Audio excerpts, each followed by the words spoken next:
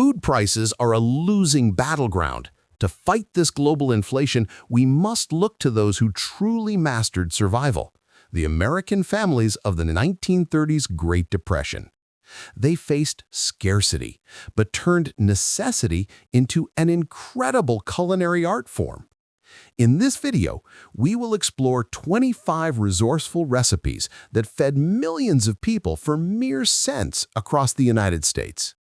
From the legendary Hoover Stew to a mock apple pie that fooled entire families, these dishes are practical history lessons. They prove that the greatest survival tips are hidden in these old recipe books. Ready to learn how to save your budget and honor the ingenuity of the past? Let's start. Number 1. Cornmeal mush. Our journey begins with the simplest and most vital staple of 1930s America, cornmeal mush. When expensive wheat flour and oats disappeared from shelves, this humble corn dish became the savior, especially across the U.S. South and Midwest. The mush required only cornmeal, boiling water, and a pinch of salt. The true ingenuity of this recipe lies in its two-in-one versatility. Served immediately, it was a hot, comforting porridge, often sweetened with cheap molasses. But the real budget-saving trick? Leftovers were chilled, sliced into thick squares, and then pan-fried until crispy and golden brown, transforming them into a hearty, cheap breakfast, bread, or side dish. Cornmeal mush proves that the cheapest ingredients can still deliver two filling, versatile, and deeply satisfying meals. Number 2. Potato soup. During the Great Depression, this seemingly plain dish was a powerful cultural symbol. Why? Because potatoes were the absolute cheapest, most reliable calorie source, turning this soup into the economic backbone of every meal. The ingenuity lies in its frugality. The classic version skipped expensive dairy like milk or cream entirely. Instead, it was based on simple vegetable stock or water, and then thickened using a clever technique by mashing some of the cooked potatoes directly into the broth. Humble but essential vegetables like onions and celery were added only for necessary flavor and bulk, turning a minimal budget into maximum substance. The final consistency was thick, hearty, and stew-like. Its primary job was to be filling, not gourmet. Often served with a slice of cornbread, potato soup delivered critical warmth and energy, proving that comfort and nourishment do not require complexity or a high price tag. It is a timeless, resourceful masterpiece. Number 3. Hot water cornbread. This is the ultimate example of Depression-era thrift, a bread that famously required no milk, no eggs, and no oven. This Southern staple was invented to bypass the high cost of baking ingredients entirely. The recipe is deceptively simple. Cornmeal is mixed directly with boiling water and salt. The hot water causes the cornmeal to swell, immediately forming a workable dough. This mixture is then quickly shaped into small, flat patties.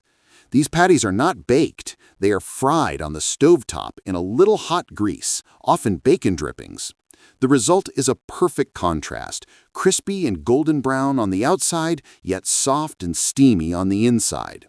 Hot water cornbread served as the cheapest possible way to put satisfying, hearty bread on the table. It's a powerful historical lesson in resourceful cooking. Number 4. Potato pancakes. This dish was the ultimate kitchen battle tactic during the 1930s. When families faced an empty pantry, these fritters became the ingenious answer to one question: how do you stretch one meal into many? The recipe is an act of pure desperation and brilliance. Cooks relied entirely on raw potatoes, the cheapest bulk source available. They simply grated the spuds and used the natural free starch to bind the mixture, eliminating the need for expensive eggs or milk. The pulp was fried in hot grease, creating small, crispy golden discs. These pancakes served a critical mathematical purpose. By surrounding a meager serving of meat or beans with a towering stack of these fritters, a mother could visually and functionally stretch a meal that otherwise would not have been enough. Potato pancakes are a powerful symbol of survival and the relentless determination to keep a family fed with dignity during America's toughest years. Number 5. Rice pudding. When comfort was scarce, this dessert was a true luxury. Rice, though cheap, provided essential bulk.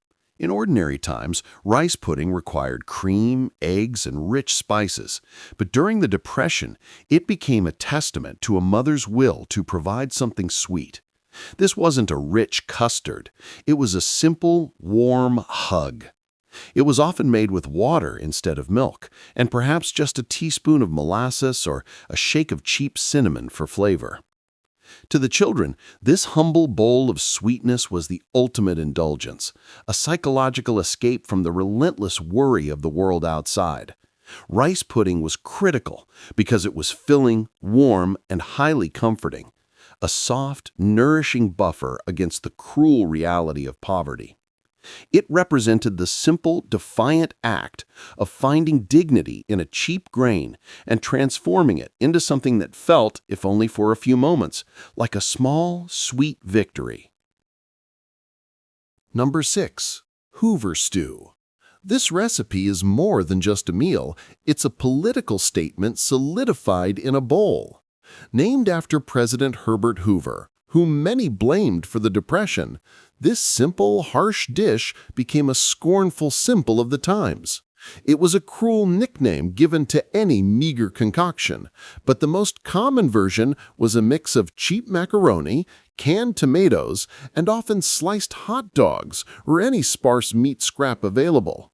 The key was the canned tomato soup, which masked the cheapness of the ingredients and added essential liquid volume. The dish was incredibly popular, not because it was delicious, but because it was the fastest, cheapest way to get calories into hungry bellies. It was designed to maximize volume using minimal cost, offering a deceptive sense of fullness. When a family ate Hoover Stew, they were not only eating survival food, they were participating in a piece of bitter American history, a reminder of the administration they felt had failed them. Number 7. Bean patties.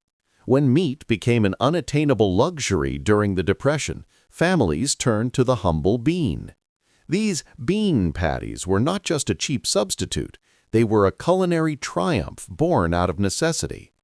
They embodied the era's ingenuity. How do you transform a simple, affordable legume into something substantial and satisfying? Cooks would mash cooked beans, often with a bit of onion or whatever meager seasoning they had, then form them into patties. These patties were pan-fried until crispy and golden brown. They provided essential protein and a comforting, hearty texture, filling the void left by expensive meat. Bean patties were a silent testament to a family's resilience, providing vital sustenance and a sense of normalcy in incredibly abnormal times. This simple dish ensured that even on the leanest of days, a family could still put a meat dish on the table, maintaining dignity amidst despair. Number 8. Potato meat patties. This was the definitive lesson in Depression-era arithmetic.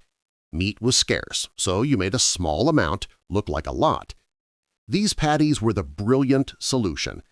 Instead of serving a small, single piece of meat, cooks mixed whatever leftover scraps they had, a spoonful of ground beef, a sliver of bacon fat, with a massive amount of mashed or riced potatoes. The potato acted as a cheap, powerful binding agent and a massive volume extender. The genius lay in the illusion. By crisping the patties in a pan, they preserved the savory flavor of the meat while dramatically multiplying the portion size. The end result was a satisfying, hearty, and deceptive dinner. These potato meat patties ensured that the family got the necessary flavor and comfort of meat without the prohibitive cost. proving that ingenuity could stretch resources further than any store could. Number 9. Peanut butter and mayonnaise sandwich. This is arguably the strangest culinary invention of the Depression, a combination that seems repulsive today, but was purely pragmatic then. Peanut butter was a cheap, protein-rich staple, energy for a day of searching for work or schooling. Mayonnaise, made mostly of oil and vinegar, was a high-fat substitute for expensive butter or cheese. Spreading mayonnaise directly onto the bread prevented the precious peanut butter from soaking in and disappearing. This sandwich wasn't about taste, it was about efficiency. It was often packed into simple paper sacks, a quick, ugly but essential lunch for children who had to walk miles to school or for men waiting in employment lines. This weirdly brilliant sandwich serves as a potent, immediate reminder of how extreme the need was, forcing people to combine two unlikely pantry items just to deliver maximum, cheap calories in a single bite. Number 10. Tuna casserole. This dish is a Depression-era masterpiece of thrift and pantry ingenuity. It represents the crucial shift to relying on canned goods, which were cheap and non-perishable. Tuna, although not a daily food, was an affordable luxury when bought in a can. The casserole was built around two mainstays, canned tuna and cream of mushroom soup, often mixed with cheap egg noodles or crushed crackers to add essential bulk. The use of canned soup was ingenious. It provided a creamy, rich sauce that masked the blandness of the filler and eliminated the need for expensive milk or butter.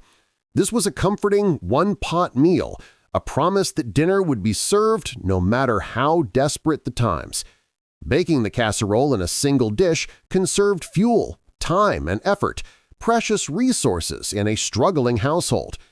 Tuna casserole wasn't fancy, but it was warm, filling, and offered a semblance of richness, a simple, baked assurance that life, in some small way, would go on.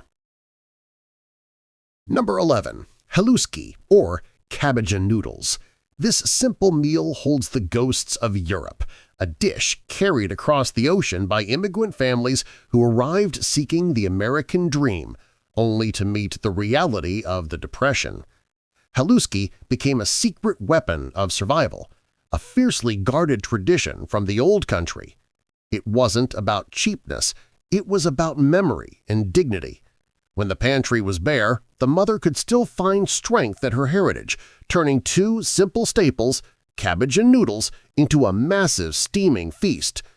The subtle flavor of the rendered fat was a small act of defiance against despair, giving the poor man's meal a taste of the forbidden richness. Haluski was the culinary bridge between the broken promise of a new land and the comforting resilience of the past, offering a warm, shared bowl that said, "We have little, but we have enough, and we have each other." Number 12. Dandelion salad. This dish embodies the ultimate economy of the Great Depression. It was free. Dandelions, often viewed as a nuisance weed, were a gift to the starving family. They were a nutritional powerhouse, packed with vitamins at a time when fresh produce was unaffordable. The preparation was simple, but the act itself was radical. In the spring, families, often children, would carry knives or spoons and scour vacant lots, parks or roadsides, harvesting the young tender greens before they became too bitter. This foraging was a powerful visual of American desperation. The salad was typically dressed with just a little vinegar and bacon fat, the cheapest oil available, to cut the sharp, bitter taste. Dandelion salad was more than just a meal of last resort, it was a deeply humbling act of necessity. It forced people to rely on the wild, proving that survival sometimes depended on knowing how to eat the weeds in your own backyard, maintaining dignity despite having to literally forage for dinner. Number 13. Navy bean soup. This isn't just a Depression-era dish, it's an American institution. The humble navy bean, cheap and abundant, became the bedrock of survival. The dish gained notoriety and longevity because, historically, this very soup was served daily in the United States Senate dining room. The irony was profound. The working man's cheapest meal was also the official standard for the nation's political elite. In poor households, the preparation was brutally simple: navy beans, water, and perhaps a ham hock or any cheap bone scrap for flavor. The long, slow cooking process transformed the hard beans into a thick, creamy, and filling liquid, a warm, life-sustaining shield against the cold reality of the times. This soup offered universal comfort, proving that the most powerful form of sustenance transcends social class. Whether you were an unemployed worker in a shanty town or a senator in Washington, navy bean soup provided dignity and necessary calories when they were needed most. Number 14. Milk toast. This dish is the ultimate comfort food of the Depression. A recipe so simple it barely qualifies as cooking. It had long been a staple for the sick and the convalescent, easy on a fragile stomach. During the 1930s, however, milk toast moved from the sick room to the dinner table as a daily necessity. The recipe was the essence of economy: stale bread, toasted and cut into pieces, served in a bowl of warm milk, often with just a sprinkle of sugar or cinnamon, if those rare luxuries could be spared. This was the cheapest available breakfast or light supper, transforming old, dry bread into a surprisingly filling, soft, and warm meal. For children, it offered a gentle, nostalgic sweetness, a brief moment of warmth and security in a cold world. The ritual of consuming this soft, bland food was a source of profound psychological comfort, a fleeting reminder of better, easier times. Milk toast proved that sometimes the greatest sustenance is found not in rich flavor, but in soft warmth and simple dignity. Number 15. Fried cabbage with sausage. This is a dish that masters the art of illusion, making the absolute most of a single powerful flavor. The bulk of the meal was, predictably, cheap cabbage, hearty, filling, and abundant. But the genius lay in the sausage. Even a tiny amount of low-grade sausage or salt pork was enough, because the key ingredient was the rendered fat. The fat released by the meat coated the cabbage, giving the entire massive serving a rich, savory mouthfeel and deep, satisfying flavor, without requiring expensive butter or cooking oil. It was a caloric masterstroke. The sizzle and aroma of the meat and cabbage frying together created a precious moment of hope and comfort, a brief sensory escape from the hardship of the Depression. This simple, flavorful meal provided a final, definitive testament to the ingenuity of the Depression cook, how to transform the cheapest vegetables into a warm, satisfying dinner using nothing more than a small scrap of meat and the relentless desire to keep the family fed. Number 16. Poor man's meal. The very name of this dish eliminates any pretense. It is a brutal, honest reflection of the times. The foundation of the poor man's meal was always the potato, cheap, filling, and abundant, serving as the universal vehicle for calories. To add any semblance of flavor, the potatoes were cooked with whatever could be scraped together, often just onions, or if a family was lucky, a few slices of hot dog or sausage, the cheapest available meat scraps. This meal was about filling the void, about density and volume, not nutrition or culinary enjoyment. The components were simply fried together until soft and golden, transforming basic, cheap staples into a massive, warm serving designed purely to fight hunger pangs. There was no poetry in this dish, only necessity. The poor man's meal stands as the starkest monument to Depression-era cooking, a reminder that the goal wasn't to dine well, but simply to survive the day. Number 17. SOS, or shit on a shingle. The crude, infamous name of this dish comes from its military origins, but it found a new, desperate civilian life during the Great Depression. SOS was the ultimate in resource management. Cheap, dried, or chipped beef was chopped and mixed into a simple white sauce, made from flour, fat, and a little milk or water. This mixture was then poured over a slice of toast, the shingle. The power of SOS was its capacity for extreme multiplication. A tiny bit of savory dried meat could flavor a huge batch of cheap white gravy, which in turn soaked and transformed large quantities of stale bread. This was a fast, hot meal that guaranteed calories and a minimum of protein when resources were critically low. The cynical name reflected the tough, gallows humor necessary to survive the bleakest economic times. SOS was not about pleasure. It was about the cold, functional mechanics of survival, proving that dignity sometimes requires a sense of humor about necessity. Number 18. Hardtack. This is not food. It is pure, rock-hard survival. Hardtack has a long, grim history as a military ration, but during the Depression, it became the ultimate symbol of desperation. The recipe required only 2 ingredients, flour and water. No yeast, no seasoning, no fat. Just simple ingredients baked until bone dry and nearly indestructible. The primary purpose of hardtack was longevity. It would not spoil, making it ideal for the homeless, the migratory workers, and those who had nowhere else to store food. Consuming it was a challenge. It was too hard to bite and was typically soaked in coffee, water, or any available liquid to render it barely even edible.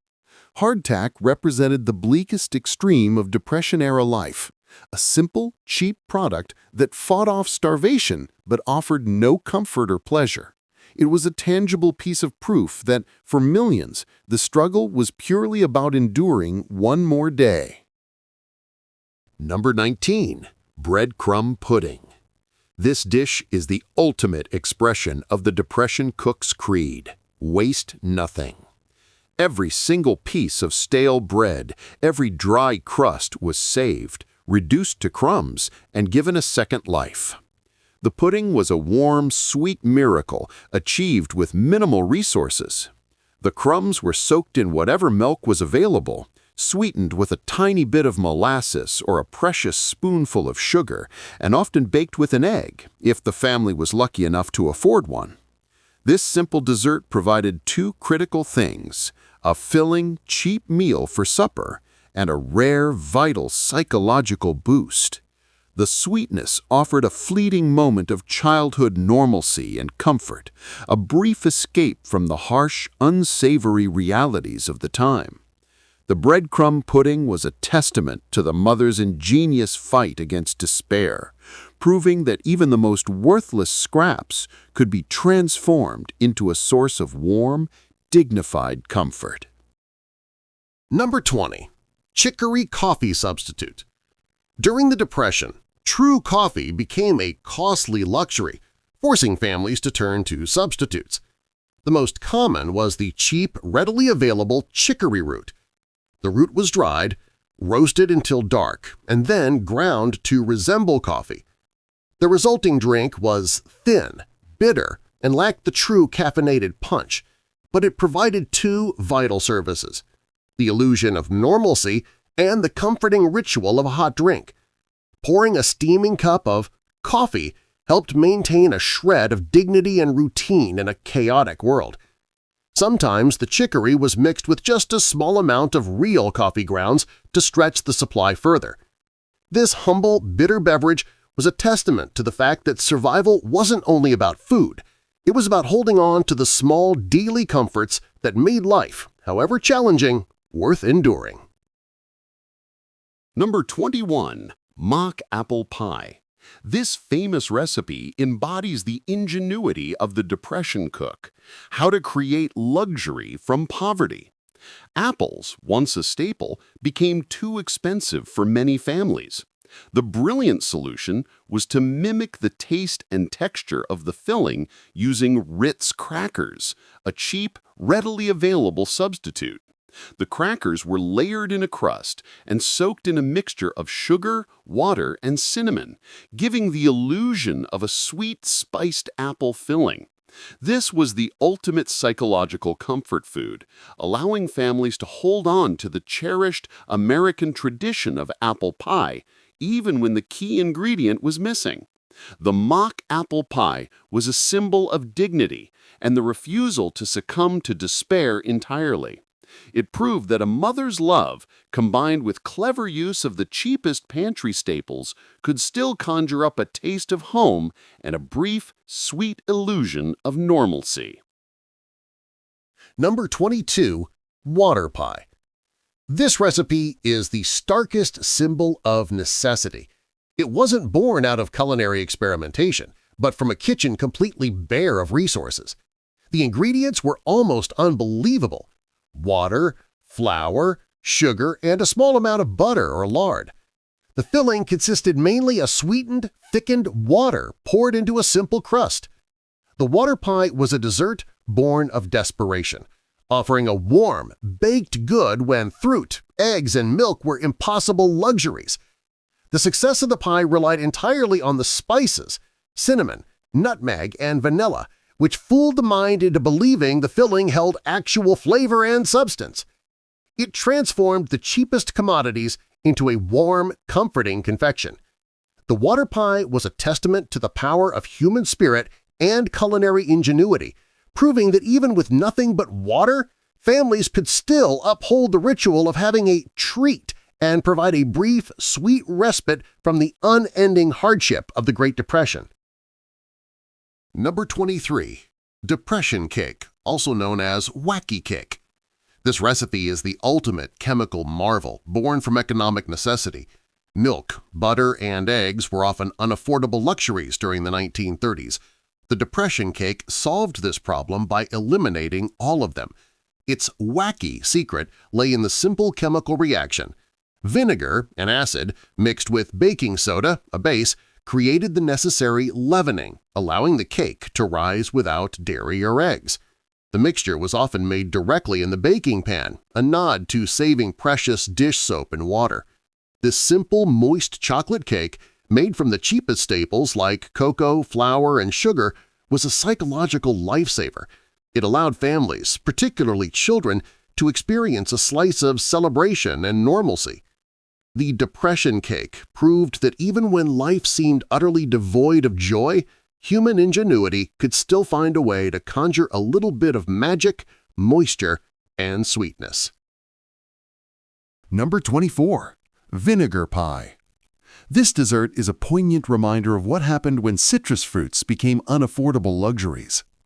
The water pie provided the sugar, but the vinegar pie provided the tang. Using a combination of apple cider vinegar, sugar, water, and flour, cooks cleverly mimicked the bright, tart flavor of lemon pie filling. The vinegar provided the necessary acid to cut the overwhelming sweetness of the sugar, creating a surprisingly balanced and refreshing taste. Like many Depression-era recipes, it required no eggs or milk for the filling, relying entirely on the cheapest pantry staples. The success of the vinegar pie was its ability to fool the senses. It delivered the psychological satisfaction of a luxurious, tangy dessert using nothing more than kitchen scraps. This simple pie stands as a beautiful testament to the resourcefulness of those who understood that sometimes you only need ingenuity and a dash of sourness to reclaim a small slice of sweetness. Number 25. Peanut butter cookies. This is the comforting, protein-rich finale to our list. Peanut butter was a crucial staple during the Depression. It was cheap, non-perishable, and packed with vital calories and protein, far more valuable than standard flour-based snacks. The cookies were easy to make, often relying on the fat and moisture of the peanut butter itself, reducing the need for costly butter or milk. The signature crosshatch pattern pressed into the top of each cookie wasn't just decorative, it was a practical necessity to flatten the dense dough for even baking. These cookies were highly functional. They were dense, satisfying, and easy to transport, making them ideal for school lunches or for the migratory workers constantly searching for employment. The peanut butter cookie represents the perfect intersection of necessity and comfort, a reminder that even the deepest poverty could not erase the simply sweet joy of a classic American treat. The foods of the Great Depression were not a cuisine of despair, but a testament to human resilience. Driven by necessity, ingenuity transformed scraps into sustenance, and a nation found dignity in these humble meals. These recipes prove that even the deepest economic darkness could not extinguish the light of the human spirit, the ingenuity of the home cook, and the simple joy of sharing a meal.